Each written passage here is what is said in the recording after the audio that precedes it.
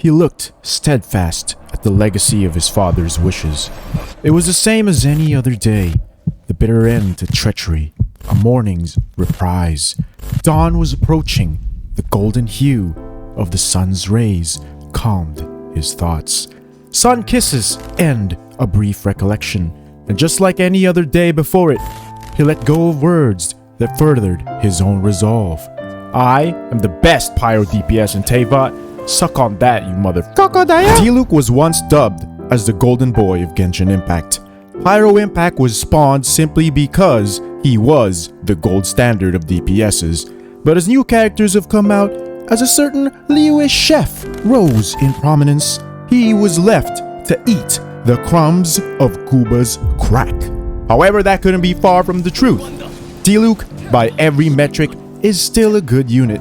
It is simply tragic that people chose to disregard him when he is one of the most stable DPSs in Genshin Impact. Diluc went from the golden boy of Genshin to a stable, working adult of Teyvat. Good morning, good afternoon, good evening, YouTube. It's your Slime King, the Jima Man, and welcome to another video. Here's a quick overview of Diluc's kit, his strengths, and his weaknesses. Diluc's skill, Searing Onslaught, is a series of successive swings with each tap. That is his bread and butter. Dawn is his burst that summons a phoenix that deals multiple ticks of pyro damage.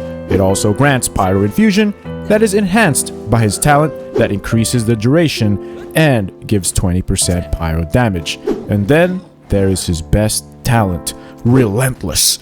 This allows Diluc to amplify his charge attack and makes physical Diluc's biggest strength is his balanced attack. His main source of damage is his vaped ease while weaving in, and 2 while infused under his burst.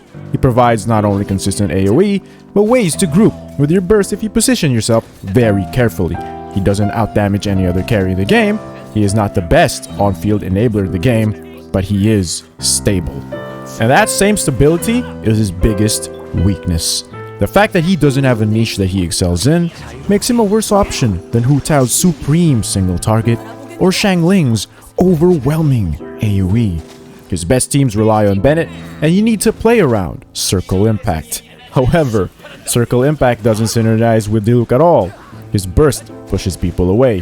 When you run Overload, it pushes people away.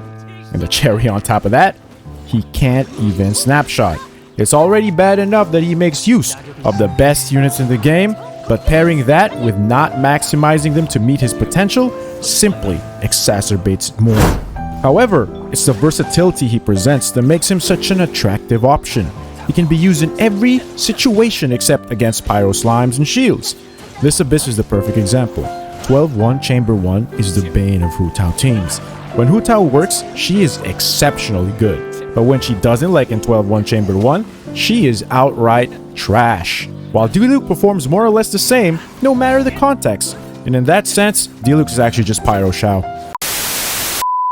The best use of Diluc is untethering him from Bennett, simply because in those teams, you are wasting Bennett in the process. And in that sense, his best weapon in those teams, Serpent Spine, comes less valuable. The moment you free Diluc from the crutches of Bennett is the moment his versatility reaches its peak. Once you don't have to play around Circle Impact, Overvape Diluc suddenly becomes one of his best teams. Chasing around enemies isn't a problem as Diluc's E tracks enemies similar to how Radiant's normal attacks work under her burst. It also allows Diluc to function significantly better against highly mobile or spread apart foes.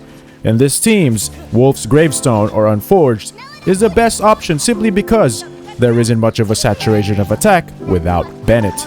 With Yelan's release around the corner, having Xinqiu on your Diluc team becomes much more attractive. This makes Diluc never the best option, but always a good option. And this paves the way for his comparison with XIANGLING. Why use Diluc when XIANGLING does his job better with the exact same teams, and XIANGLING is literally free? Freeing Diluc from Bennett is the answer to that question. If you're not using Diluc National anymore, that entire premise falls apart. Diluc, Xinqiu, Fischl, Zhongli is a team that XIANGLING would be terrible in. In a sense, he now competes with Hu Tao at this role. However, since Hu Tao is so single target focused, there's an actual objective strength to using Diluc over Hu Tao. And that is, as I said earlier, further exemplified in 12-1 Chamber 1 of this 2.6 Abyss. And in some accounts, that is valuable. Diluc's trajectory in the world of Teyvat has been a roller coaster ride. He went from the best of the best to a plight towards his nadir.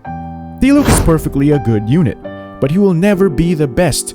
It's fair to realize that, just like how Diluc refines his resolve at every strike of dawn.